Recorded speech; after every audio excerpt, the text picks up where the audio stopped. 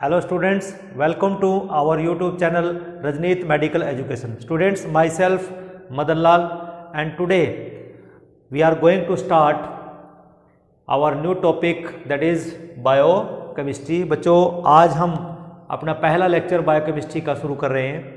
Biochemistry सबसे पहले ये जान लेते हैं बच्चों कि बायोकेमिस्ट्री है क्या। देखिए बच्चों, ये एक ब्रांच ऑफ साइंस है कि जो साइंस हम पढ़ते हैं ना उसी का एक ब्रांच है which deals with the chemical processes. ये केमिकल प्रोसेसेस को डील करता है कि हमारी बॉडी के अंदर जितनी भी केमिकल प्रोसेसेस चलती हैं। केमिकल प्रोसेसेस का मतलब कि जैसे हमने कोई खाना खाया, खाना खाने के बाद वो कैसे डाइजेस्ट हो रहा है, कैसे वो टूट रहा है, ठीक है ना। ये ऐसी बायोकेमिकल प्रोसेसेस को हम पढ़ते हैं। और सेल के अंदर जैसे ग्लूकोज है, ग्लूकोज का जब ब्रेकडाउन होता है, ब्रेकडाउन होने के बाद ग्लूकोज से एनर्जी का लिबरेशन कैसे होता है, वो सारी केमिकल प्रोसेसेस हमें कौन बताता है? Biochemistry. That means it is a chemical process within and related to the living organism की इनसाइड द बॉडी और जो ऑर्गेनिज्म से रिलेटेड जितनी भी केमिकल प्रोसेसेस हैं। सेकेंड वन, ये एक लेबोरेटरी बेस्ड साइंस है। कैसी साइंस है? लेबोरेटरी बेस्ड साइंस है that brings the biology and chemistry together. इसका मतलब क्या हो बच्चों कि जो बायोकेमिस्ट्री है इसमें हम केमिस्ट्री भी पढ़ते हैं, इसमें हम बायोलॉजी पढ़ते हैं। मीन्स जितनी भी बायोलॉजिकल प्रोसेसेस हैं उसको हम मॉलिक्यूलर लेवल पे उसका कंपोजिशन हम बायोकेमिकल प्रोसेसेस पढ़ते हैं। Second thing, it focuses on the processes happening at the molecular level कि मॉलिक्यूल लेवल पे कि हमारे जो सेल्स हैं वो किस चीज़ के बने होते हैं, उनके बारे में हम यहाँ पर स्टडी करते हैं। After that what happening inside our cell कि हमारे सेल के अंदर क्या हो रहा है, किस तरह की प्रोसेसेस चल रही हैं, बायोकेमिस्ट्री उनके साथ भी डील करता है। Next one is studying components like proteins, like lipids and organelles. जो बायोकेमिस्ट्री है बच्चों वो ये भी डील करता है कि हमारी बॉडी के अंदर पाए जाने वाले जो भी प्रोटीन्स हैं, लिपिड्स हैं और जो ऑर्गेनेल्स हैं।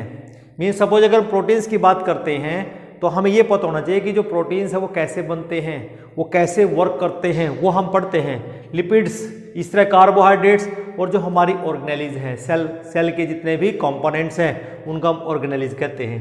And it also focuses on the how cell communicate with each other. देखो बच्चों, जो बायोकेमिस्ट्री है ये भी डील करता है कि हमारे जो सेल्स हैं वो एक दूसरे के साथ कैसे कम्युनिकेट करते हैं। कम्युनिकेशन का मतलब क्या हुआ कि सेल आपस में किस तरह से एक्सचेंज करते हैं मटेरियल का। इसका मतलब क्या हुआ कि उनके अंदर डिफरेंट काइंड के जंक्शंस होते हैं। उन जंक्शंस के बारे में, उन मॉडिफिकेशंस के बारे में हमें बायोकेमिस्ट्री से पता लगता है। तो बच्चों अगर देखा जाए it covers range of scientific disciplines also कि ये बहुत सारे साइंटिफिक डिसिप्लिन्स को कवर करता है। जैसे जेनेटिक्स को कवर करता है, माइक्रोबायोलॉजी को कवर करता है, फोरेंसिक का मतलब क्या हुआ बच्चों? जो फोरेंसिक लैब में जांच के लिए जो सैंपल्स जाते हैं वो फोरेंसिक लैब में जांच होती है उनकी मॉलिक्यूलर लेवल पे। और यू कैन से बायोकेमिस्ट्री उनकी देखी जाती है। प्लांट साइंस एंड मेडिसिन, जो मेडिसिन बच्चों हम लेते हैं तो वो बायोकेमिस्ट्री लेवल पे ही जो बायोकेमिस्ट्री है वो इन सब चीज़ों के लिए डील करता है। चलिए आज का जो हमारा पहला टॉपिक है वो है बायोमोलिक्यूल्स एंड सेल। तो सबसे पहले बच्चों देखते हैं कि जो लिविंग मैटर है वो किस चीज़ का बना होता है, क्योंकि हम बायोकेमिस्ट्री पढ़ रहे हैं और सेल के बारे में ऑलरेडी आपको एनाटॉमी में आपने पढ़ा होगा, लेकिन अब हम सेल को थोड़ा सा डिफरेंट वे से यहाँ पर पढ़ने जा रहे हैं। डिफरेंट वे क्या होगा कि जितना भी लिविंग मैटर है it is composed of 6 elements. 6 element से मिलकर हमारा जो लिविंग मैटर है वो बनता है। उसमें आ जाता है सबसे पहले कार्बन, दूसरा है फिर हाइड्रोजन, तीसरा है ऑक्सीजन, चौथा है फिर नाइट्रोजन, फिफ्थ है phosphorus and sulphur. These are the you can say major component of the living system. These are the major component, you can say these are major element जो living beings में मिलते हैं, living matter के अंदर मिलते हैं। उसके बाद आता है बच्चों की these elements constitute about 90% of the dry weight. Dry weight means हमारी बॉडी में से वाटर को अलग कर दो, उसके अलावा जो हमारे पास वेट बचता है मीन्स 90% इन्हीं एलिमेंट्स का होता है ह्यूमन बॉडी का weight. And some other important elements, जैसे हमारी बॉडी के अंदर इनके अलावा ये मेजर जो एलिमेंट्स हैं इनके अलावा भी कुछ रिक्वायरमेंट होती है एलिमेंट्स की, वो है कैल्शियम। जैसे कैल्शियम हमारी बोन्स के लिए बहुत ज़रूरी है। इस तरह पोटेशियम है, सोडियम है। पोटेशियम और सोडियम में जब सेल आपस में कम्युनिकेट करते हैं वहाँ बहुत ज़रूरी होता है। क्लोराइड्स है, मैग्नीशियम है, आयरन है, हमारे ब्लड सेल्स बनने के लिए iron, copper, cobalt, iodine, zinc, fluorine, molybdenum and selenium. All these are you can say some elements which are useful to living organism. उसके बाद देखिए बच्चों, इसमें जो कार्बन है मीन्स जो पहला कंपोनेंट है इट इज प्रीडोमिनेंट। प्रीडोमिनेंट का मतलब क्या हुआ कि हमारी जो बॉडी है बच्चों it is made up of only carbon. आप जितना भी लिविंग बायोटा आप देखते हो अपनी सराउंडिंग में, सब के अंदर कार्बन भरा पड़ा है, चाहे आप प्लांट्स की बात करते हैं चाहे आप एनिमल्स की बात करते हैं। इसका मतलब क्या हुआ कि हमारी बॉडी के अंदर 90% जो कंपाउंड्स मिलते हैं वो सारे किसके बनते हैं, वो इस कार्बन से बने होते हैं। ठीक है बच्चों, उसके बाद देखते हैं कि अब सबसे पहले बायोमोलिक्यूल ऑफ लाइफ की बायोमोलिक्यूल कौन सा है लाइफ का। देखिए बच्चों, बायोमोलिक्यूल्स मीन्स जैसे हम प्रोटीन्स की बात करते हैं it is a biological molecule, lipids की हम बात करते हैं, हम कार्बोहाइड्रेट्स की बात करते हैं, और इसके अलावा भी बहुत सारे ऐसे केमिकल मॉलिक्यूल्स हैं which help the processes to occurs. उसके बाद देखिए कुछ एग्जांपल्स के हम डिस्कस कर लेते हैं कि जो बैक्टीरिया में लाइक एस्चर्चिया इकोलाई, जिसको हम इकोलाई कहते हैं, उसके अंदर लगभग 6000 डिफरेंट ऑर्गेनिक कंपाउंड्स हैं। कितने हैं? 6000 है। अगर हम मैन की बात करते हैं, होमो सैपियंस साइंटिफिक नेम है, it contain 1 lakh different type of the molecules. उसके बाद देखिए बच्चों, नेक्स्ट आता है हमारे पास कॉम्प्लेक्स बायोमोलिक्यूल्स। जब हम कॉम्प्लेक्स बायोमोलिक्यूल्स की बात करते हैं तो बच्चों ये है क्या, एक्चुअली देखिए यहाँ पे जो ऑर्गेनिक कंपाउंड्स हैं सच एज अमाइनो एसिड्स, ये एक ऐसा कह सकते हैं कि इट इज अ मोनोमरिक यूनिट, कि एक सिंगल यूनिट है एक अमाइनो एसिड्स। अमाइनो एसिड आपस में मिलते हैं तो हमारे पास एक मैक्रोमोलिक्यूल बायोमोलिक्यूल बन जाता है जिसको हम कहते हैं प्रोटीन। तो प्रोटीन क्या हुआ बच्चों, यहाँ पे प्रोटीन एक बायोमोलिक्यूल है, और यू कैन से एक कॉम्प्लेक्स बायोमोलिक्यूल है। ठीक है ना। इसी तरह हमारे पास जो न्यूक्लियोटाइड्स हैं ये एक मोनोमरिक यूनिट है। न्यूक्लियोटाइड आपस में मिलके एक बहुत बड़ा मॉलिक्यूल बनाते हैं जिसको हम कहते हैं न्यूक्लिक एसिड। और न्यूक्लिक एसिड बच्चों हमारे पास 2 होते हैं, एक को हम कहते हैं डीएनए और दूसरे को हम कहते हैं आरएनए। और जो डीएनए की फुल फॉर्म होती है बच्चों वो होती है डिऑक्सी राइबोज न्यूक्लिक एसिड। इसी तरह हमारे पास जो आरएनए की फुल फॉर्म होती है वो होती है राइबोज न्यूक्लिक एसिड। तो इस तरह से बच्चों हमारे पास जो न्यूक्लिक एसिड्स होते हैं। दूसरा है मोनोसैकेराइड, जो हम कहते हैं जो ग्लूकोज है वो एक मोनोसैकेराइड यूनिट है, एक मोनोमरिक यूनिट है जिसके मिलने से एक पॉलीसैकेराइड। जैसे आप स्टार्च पढ़ते हो, स्टार्च के बाद आप जो भी कार्बोहाइड्रेट पढ़ते हो, जो हम देख सेलुलोज आप देखते हो, ऑल दीज आर पॉलीसैकेराइड्स। जो मेजर जो हमारे पास बायोमोलिक्यूल्स हैं उसको डिस्कस करने से पहले हम ये देख लेते हैं कि जो हमारा स्ट्रक्चरल हायरार्की है, कि हमारा जो बॉडी बना है, जो इंडिविजुअल बनता है वो कैसे बनता है। देखिए मैक्रोमोलिक्यूल्स होते हैं, लाइक आपके पास प्रोटीन्स हैं, लिपिड्स हैं, दीज आर द मैक्रोमोलिक्यूल्स। और यू कैन से बायोमोलिक्यूल्स, न्यूक्लिक एसिड्स हैं जैसे डीएनए एंड आरएनए हैं। इस तरह हमारे पास जो पॉलीसैकेराइड्स हैं उसमें ग्लूकोज रिपीटिंग यूनिट है।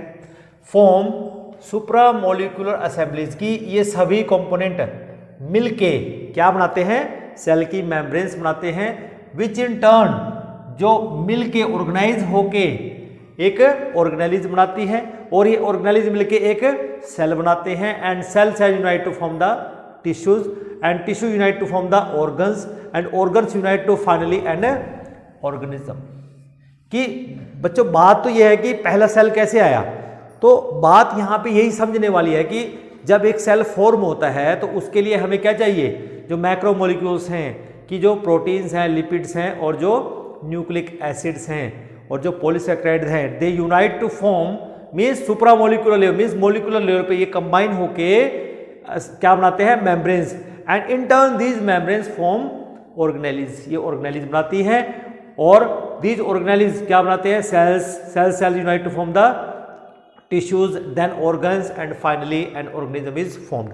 सो let us discuss about the chemical composition of the man, कि हम अगर एक मैन का कंपोजिशन देखें केमिकल लेवल पे, कि हमारे अंदर जो डिफरेंट कंपोनेंट्स हैं like water, protein, lipids, carbohydrate और मिनरल्स, ये हमारा केमिकल कंपोजिशन है. और हम यहाँ पर जो डिस्कस कर रहे हैं वो वेट है 65 kg का, कि अगर किसी का वेट 65 kg है तो उसका केमिकल कंपोजिशन क्या होगा. देखिए बच्चों कि उस पर्सन के अंदर 61.6% के करीब वाटर होगा, और जिसका वाटर का वेट कितना होगा 40 kg. इसका मतलब ड्राई वेट रिमेनिंग बचा, ये ड्राई वेट होगा. अभी मैंने पीछे बोला था कि ड्राई वेट ह्यूमन बींग्स का जो लेते हैं उसमें से वाटर निकाल दो तो ड्राई वेट बचता है. तो यहाँ पर अगर हम वाटर देखते हैं 65 kg में, तो 61.6% हमारे पास इसके अंदर वाटर होता है, जो लगभग 40 kg के बराबर रहता है. अगर हम प्रोटीन्स की बात करते हैं, इट इज राउंड अबाउट 17%, ठीक है ना, जिसका वेट होता है 11 kg करीब. मीन्स हमारी अगर 65 kg वेट मेरा है तो मेरी बॉडी के अंदर 17% प्रोटीन है, और जो प्रोटीन का वेट है वो 11 kg होता है. इस तरह लिपिड्स है 13.8%, इनका जो वेट होगा 9 kg के करीब. Carbohydrate 1.5, weight 1 kg. अब बच्चों आप देखते हैं कि हम कार्बोहाइड्रेट सबसे ज़्यादा खाते हैं, लेकिन हमारी बॉडी के अंदर उसका कंपोनेंट देखो 1.5% है, दैट इज 1 kg के करीब. ऐसा इसलिए हुआ क्योंकि हमारे पास जो कार्बोहाइड्रेट है it is main respiratory fuel, कि इसका रेस्पिरेशन होता रहता है, कि हम इसको कंज्यूम करते रहते हैं. मीन्स सबसे पहले जो भी कार्बोहाइड्रेट हम लेंगे हमारी बॉडी में जाएगा, वो डाइजेशन उसका सबसे पहले होता है. And it is the you can से main source of energy. Short term जो हमें एनर्जी मिलती है it is obtain from the carbohydrate. फिर हम मिनरल्स की बात करते हैं, इट इज 6.1%, जिसका वेट लगभग 4 kg के लगभग होता है, ठीक है ना. उसके बाद देखिए बच्चों, अभी हमने पीछे आपको बताया कि जो कॉम्प्लेक्स बायोमोलिक्यूल्स होते हैं सेल्स के अंदर, उनके हमने आपको बताया था कि हमारे पास उनकी रिपीटिंग यूनिट्स होती हैं. तो इसी तरह से अब हम यहाँ पर देख लेते हैं कि हमारे पास जो बायोमोलिक्यूल्स हैं वो 5 प्रकार के बायोमोलिक्यूल्स हैं, ठीक है ना. उनके बिल्डिंग ब्लॉक्स मीन्स उनके अंदर रिपीटिंग यूनिट्स क्या रहेंगी और उनके मेजर फंक्शन क्या है. सबसे पहला देख लीजिए, सपोज प्रोटीन्स हैं, मीन्स यहाँ पर जो रिपीटिंग यूनिट लगी है बच्चों वो है amino acid. Means amino acid unite करता है अमाइनो एसिड के साथ, और यहाँ पर क्या बन जाता है, प्रोटीन बन जाता है. इसका मतलब क्या हुआ कि जो सेल होता है बच्चों उसका जो स्ट्रक्चर है, मीन्स सेल बनने में मेन कंपोनेंट क्या है, प्रोटीन का होगा, ठीक है ना. इसलिए fundamental basis of the structure and function of the cell, it is the fundamental you can say biomolecules of the cell. DNA deoxyribonucleic acid, यहाँ पर जो रिपीटिंग यूनिट होती है deoxyribonucleotide, means nucleotide is the repeating unit. अब जो DNA है उसका अगर मेजर फंक्शन देखा जाए वो क्या होता है, it carries the hereditary information. Hereditary होता है बच्चों कि हमारे जो एंसेस्ट्रल कैरेक्टर हैं, जैसे हमारे फादर के जो कैरेक्टर है वो हमारे अंदर आए हैं, ठीक है ना, उसको बोलते हैं हेरिडेटरी इंफॉर्मेशन. कि जो जेनेटिक इंफॉर्मेशन है वो एक जनरेशन से दूसरी जनरेशन में जाती है, उसको हेरिडेटरी बोलते हैं. नेक्स्ट आता है आरएनए, राइबोज न्यूक्लिक एसिड. अब यहाँ पर जो रिपीटिंग यूनिट है वो न्यूक्लियोटाइड है. न्यूक्लियोटाइड का मतलब क्या हुआ कि यहाँ पर भी जो न्यूक्लियो, जैसे डीएनए के अंदर न्यूक्लियोटाइड्स होते हैं इसलिए यहाँ राइबोज न्यूक्लियोटाइड्स होंगे. दूसरी बात देखिए बच्चों, यहाँ पर जो रिक्वायर्ड जो प्रोटीन सिंथेसिस है हमारे सेल्स के अंदर, जो प्रोटीन सिंथेसिस होती है it is because of the RNA, कि किस तरह का प्रोटीन बनना है वो इन्फॉर्मेशन आरएनए के पास होते हैं. लेकिन जो आरएनए है it is also a genetic material in prokaryotic organism, कि जो ऑर्गेनिज्म प्रोकैरियोटिक होते हैं वहां पर आरएनए क्या होता है, एक जेनेटिक मटेरियल भी हो सकता है. नेक्स्ट आता है पॉलीसेकेराइड, जो मैंने बोला था it is the main respiratory fuel. तो जैसे एक एग्जांपल के सेलुलोज जो प्लांट्स के अंदर मिलता है, और जो ग्लाइकोजन है ये प्लांट्स के अंदर मिलेगा, और जो ग्लाइकोजन है बच्चों ये एनिमल्स के अंदर मिलेगा. मीन्स ये एक तरह के हमारे पास पॉलीसेकेराइड्स है, मीन्स लार्ज मैक्रोमोलिक्यूल्स हैं, ठीक है ना. इनकी जो रिपीटिंग यूनिट होती है मोनोसेकेराइड, मीन्स जैसे ग्लूकोज है ये रिपीटिंग यूनिट है। और इसका फंक्शन मेजर क्या रहेगा? It is the storage form of the energy to meet short term demands, की जो थोड़े टाइम के लिए हमारी एनर्जी की डिमांड्स को पूरा करता है, हमारी बॉडी की जो यू कैन से इमरजेंसी में जो हमें चाहिए उसको एनर्जी हमें ये प्रोवाइड करता है, इंस्टेंट एनर्जी हमें प्रोवाइड करता है। और लास्ट है बच्चों यहाँ पे लिपिड्स, जहाँ पर हमारे पास जो रिपीटिंग यूनिट्स है it is fatty acid and glycerol.